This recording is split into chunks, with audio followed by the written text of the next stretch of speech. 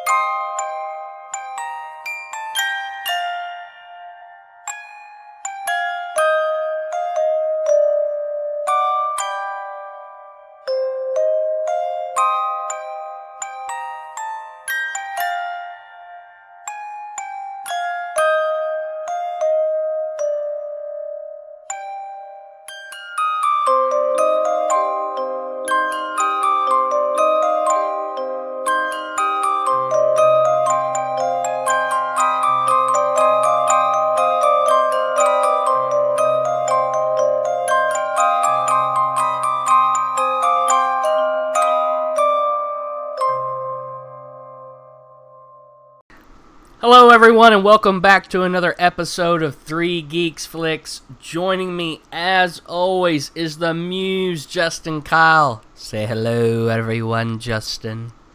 Hello everyone. Ah yes, and of course I'm the Tech, Mitchell Wright. Coming at you here with Warm Blankets. Now this episode has been in the making for quite some time. The Muse and I have talked about this at length.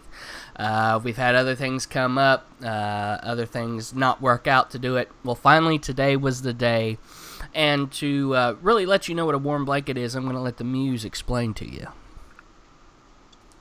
Okay, so essentially a warm blanket is a movie, and it's all subjective, it's all generational, but it's a movie that you grew up watching in your childhood that if you were to go back and revisit, maybe after a decade or even, a couple of years, it takes you back to your childhood and how you felt. So it is, by definition, feeling like you've been wrapped in sort of a comforting and warm blanket, hence the name Warm Blanket.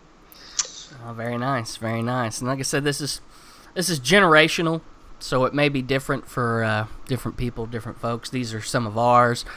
These aren't all of ours, but these are just some that we felt the need to bring up right here, right now, and you're watching, so you're stuck with it. So anyways, as I always do, I look to you, good Muse, and say, Justin, give it to me. What you got? Okay, so my first warm blanket at the top of my list is the original 1990 release of Teenage Mutant Ninja Turtles. So, for my generation, I was born in 1998. This movie is a classic. It's a classic movie. Even though, obviously, the animatronics don't hold up, the filmmaking, excluding animatronics, the filmmaking is really well done for a, quote-unquote kids movie. It was actually surprisingly dark if you go back and you watch it now. It's a classic movie from your childhood. You can't beat it. Obviously, it had, ninjas and martial arts fighting. Raphael was the guy for me. He was my favorite guy. Forget Leonardo, of course. But TMNT, the original, 1990s, I give it a solid 8. I as well would give it a solid 8, absolutely. And I remember waiting in line with my brother, the Sage, Eric Wright, for that opening night. So, good memories right there. Yep. All right, my first one is the 1985 Richard Donner film, The Goonies. Yes. And Sean Austin, Corey Feldman, Josh Brolin. A lot of y'all don't know Richard Donner. He did the Lethal Weapon movies. He did Superman. Yep. So this film just takes you back. I mean, quotes like Rocky Road, Do the Truffle Shuffle. Yep. Awesome cast, awesome movie. One of my brother, the Sage's all-time favorites. And one of mine, very fond memories of sitting back and watching this with him. Movie is definitely a 10. I don't have many that are 10s on here, but I have to say the movie is a 10. Yeah, I agree with that. It was considered groundbreaking, especially for kids' movies. It's copied. It's been copied. It's a great movie, man. That's classic. Great movie. Good choice. Thank you. Good choice. Okay, now to counter that, I don't have to say a lot about this movie, which says a lot in and of itself. 1994, The Lion King. Oh. Now, this is my favorite animated movie of all time. Right. In fact, if I'm doing an interview with someone, let's say if I'm going to hire an employee, I jokingly ask them what's their favorite Disney movie. It better be The Lion King, and it's a great film, man. They incorporated some elements of CGI, the storyline. Simba, Mufasa was the man. I don't care what anyone says. It's a classic, and it was groundbreaking. It broke records at the box office. They turned it into a play. They're remaking it now with Jon Favreau, who just knocked the Jungle Book out of the park. It's The Lion King. What else do you have to say? I agree. Wonderful choice. What's your number? Oh, it's a 10 for sure. Yeah, I'd have to concur. It's a 10. It did many things. It's moved beyond just the movie itself, and still to this day, it's alive and well. So agreed. Yeah. My second movie is a 1984 film from Wolfgang Peterson, who also was involved with Troy with Brad Pitt. Yep. Is The Never-Ending Story. Now, 80s classic. Childhood epic, as it is and as it always will be. Had Barrett Oliver, Tammy Stronach, and Noah Hathaway. A lot of those names you won't know. Look them up, but once you see them, you'll be like, okay, yeah, I know who you're talking about. Right. There's one word you have to say, or one phrase. It's Falcor Atreyu. Atreyu, man. Yeah. Classic. And it is. It's a 9.5. That's classic, bro. That's such a classic film. It's a 10. It is a 10. I don't know which one of those. If I had to pick between, if we were playing Save or Kill, It's a and I had to choose between The Goonies or The Never-Ending Story, that could be a double knockout for real. Yeah, it's a 10. It honestly is, because I sit back and I think of, again, watching with my folks and my brother. Great movie. Yeah, for sure. My third choice is I wouldn't say. I mean, maybe it should be considered a classic. I don't think it is considered a classic. It's definitely underrated for sure. It is the 1996 release of James and the Giant Peach. So, a lot of people that I know haven't seen this movie. So that's sad. It's a great film. It's a good film. It's not a 10 for sure. It's not a 10. It's probably about a solid 8.5, maybe even an 8. I can give you that. But it had, if I remember, it had Richard Dreyfuss. It had Susan Sarandon as some of the voices. The kid actor was really, really great. He was a great kid actor. The stop motion in it was really, really good. I wouldn't say it was groundbreaking or anything, but just an overall solid film. This is like a textbook warm blanket. All right. I agree. My third is the 1985 Joe Dante film. Now, Joe Dante did Gremlins and The Burbs. It is Explorers with River Phoenix, Ethan Hawke, and James Cromwell. I've never seen that film. Oh, man. This is a great film about a group of friends that get together, and they get a signal from something from outer space that's close, and they build a ship, and the aliens bring them to their ship. And I don't want to spoil it too much for you. It's a comedy. It's a classic 80s kids movie, come together, coming of age, just awesome film. Really gave Ethan Hawke and River Phoenix a bump as far as stardom. Right. If you have not seen this, you need to. It's not a 10. It is definitely an 8.5, maybe almost a 9. But Explorers, folks. Explorers. Check it out. I'll check it out. Sounds good. Yeah, River Phoenix and Ethan Hawke, huh? Some names right there. You can't go wrong. No. River Phoenix, man. He's an original gangster. OG. All right. Fourth film. This is about as classic as you can get, I think. Okay. This could be arguably the most classic on my list for today. Arguably. Okay. It is the 1987 release of a film called The Princess Bride. Ah, it's a fantastic movie. Fantastic movie, dude. So, for people that have seen this, they have, and after I said it, they should have the exact same reaction that you had. Yes. If they didn't, then they don't need to be watching our show. No. But it's thank you for watching. Film. But thanks for watching, and subscribe. I mean, it's classic. It's a classic. Right. It is a fantasy through and through. It had Fred Savage, a little Fred Savage at the time. It had, what's her name? Who played the princess, Mitchell? You would ask me right now. She was in Forrest Gump. She was Sean Penn's ex-wife. Yeah. She's a fantastic actress, whatever her Yes. name is. Just not, I guess, memorable very much, but it's a great film, man. It's Andre the Giant. Andre the Giant was in there. It was a fantasy film. It is the definition of an adventure. This film. Agreed. So, great warm blanket, solid.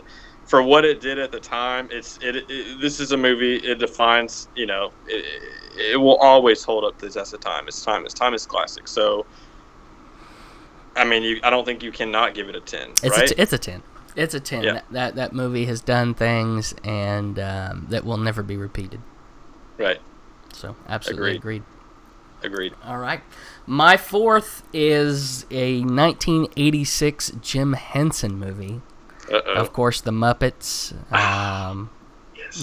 You know that Classic. guy, Willow. Labyrinth with Yes. Jennifer Connelly and David Bowie. The Bowie, man. He's the Bowie. Was a fantastic fantasy live action with puppets. Nobody does puppetry or did puppetry better or ever will than Jim Henson. This is sort of my tribute to some of those that we've lost, like Bowie and Henson. That this will ever be a warm blanket, and I will be forever grateful for their performances and for the work of art that they left me in my childhood. So it is 10. Yeah, and that movie, as classic as it was, and it was for kids, it had some parts that could be kind of frightening. Yes. If you were a little kid, I could understand why some little kids maybe were a little scared of it, but it adds to the flavor, man. It's a great film. Agreed. Do you think it still holds up? If you were to watch it today, do you think it still holds up? Oh yeah, Dance Magic Dance, baby. That's all I got to say about that. Dance. Yeah, that's all you got to say. Dance the magic dance. How about that hairdo he was sporting in that too? He could have rocked it to the very last day. David Bowie was a shapeshifter among normal beings. Yeah. And will never be duplicated. Yeah. A shapeshifter among statues. That's right. Okay, my final film. This is definitely a classic. 1990 release of a film called Edward Scissorhands. Ah, yes, sir. So I'm going to go ahead and say I'm giving this a 10 because this was essentially, in my opinion, this was Burton's, that would be Tim Burton. Mm-hmm. This was Burton's equivalent to The Dark Knight. So This is what established, okay, this is Burton's style. And at the time, it was revolutionary. We had never really seen a style like that. It was a little bit of gothic, really dark, really quirky, but beautiful, all at the same time. So this is a movie, I mean, when I think of Tim Burton, obviously people can think of Batman, but even that, as dark and gothic as Batman, the two Batman films that he directed, this is signature Burton in my eyes. This is Burton at his most Burton-esque, if you will. So it's a classic film. Johnny Depp, this is kind of what started their lifelong, partnership. Of course, Ryder was in this. Beautiful score by Danny Elfman, one of my favorite scores of all time. Mm-hmm. The snow ice dance, the final thing, the final score in this is absolutely beautiful music. Beautiful. What was the guy that actually created Edward Scissorhands? Is it? the older guy at the very beginning that actually made Edward Scissorhands. See, now you put me on the spot, and I can't help you. He's a classic actor. I can't remember it, but it's I think it's Pete or something. But what a classic film. You have to give this film a 10 as well. That's the thing for how it broke ground, and for a style of film that really hadn't shined, and until then, and Burton definitely gave it birth. So absolutely a 10. And it's timeless. It's timeless as well. Yeah, absolutely. Yeah. All right. Well, my last one. It's not Star Wars. I did not put Star Wars on this list on purpose. It is still a sci-fi movie from 1984, directed by Nick Castle, who is involved with Halloween and Escape from New York. It is The Last Starfighter. Classic, yeah. Great film. Great film, man. Hey, gotta watch out for the Kodan Armada. That's all I can tell you right there. Lance Guest, Catherine Mary Stewart, Robert Preston. Mm-hmm. Man, that movie right there was just your good old kid growing up, small town, felt like he was stuck and was bound for something greater. And what better than to not just save the world, but to save a universe? Right. And if you haven't seen it, folks, The Last Starfighter, fantastic film. This was they did turn this into a actual video game that he played at that Rest Lodge station. So, this isn't a 10. It's not a 10. I can't say that. It's definitely an 8 or an 8.5, but I'd say an 8.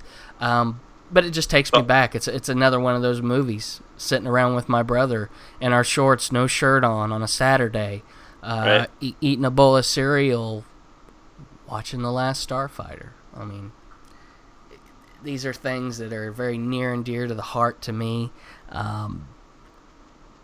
It just doesn't get much better than that, so thinking back to those days. So there you have my list. Yeah, it's a great list, bro. Oh, thank you. And yeah, as yours as well, sir. Well, folks, we finally did it. We made it through our initial warm blankets. And we've got more to come. We actually, on the horizon, I think the Muse and I are working on a Halloween edition of warm blankets. So make sure you stay tuned to that. But until then, check us out on Facebook. 3 Geeks Flix. Spelled out 3 Geeks Flix. Flix. Give us a like, comment, holler at us, troll us, let us know what you think, get involved. If you don't like Facebook, we've got Twitter. It's at the number 3 Geeks Flix. Flix. You could give us a follow. Troll us there. Holler at us there. Folks, we really want to get you involved. We want to talk to you, get to know what you think about these videos. What are your warm blankets? What are your top 5s? What's your take on a trailer that we have reviewed? We need you. You are that third geek, and to be that third geek, you've got to holler at us so we can have you on a Geek Speak, which is on YouTube, along with everything else for you to enjoy, to jeer, and to just sit back and listen and smile and let us into your home. And if you're careful, Justin may not stab you with that sandwich knife, butter knife, whatever the hell we're going to call it. I don't know. I kind of lost my train of thought on that one, so you're stuck with it. Sorry. What? Nothing. What? I mean, you say I probably will. I may not stab them. I probably will stab them. It just depends. You know this is recorded and on the internet, right? But who cares? It's probably not admissible in court anyhow. What's the worst that could happen, right? Yeah, right. I mean, it's not like it really happened yet. We hadn't threatened anybody or everybody. But anyways, I want to thank you all for sticking around and stay tuned to the glow of those monitors, because we're going to catch you next time. Good night.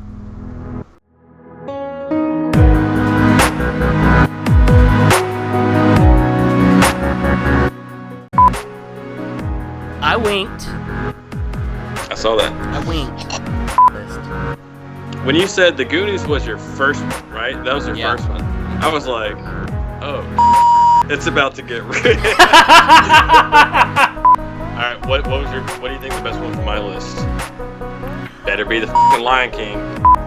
I was jamming the Circle of Life. I was like, man, there is a circle to it. Yeah, but you know what's also cool? With the other shows we're doing, if we wanted to, we could mix it. So if we wanted to, we could play a save or kill with warm blankets. So you have to save the Goonies versus Neverending Story. You are a rotten individual. Do you see what we're doing? Do you see I don't. Yeah, you're lucky you're in another state. So I will not choose between those two. I won't have it. It's the circle life. Hey, who sings that? What? That song. Circle of Life? Yeah. That's in the Lion King. Who sings it though? I don't know. Some girl. Let her sing it. Singing. Sequoia, mama, Sequoia. Yeah. What's up, girl?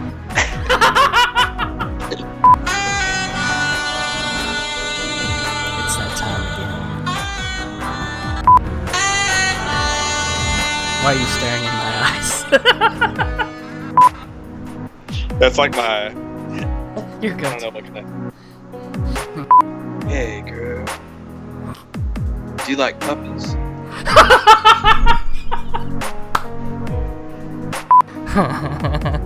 I got some puppies in my van. It's getting a little weird. This conversation is getting a little weird and incriminating, if I may say so.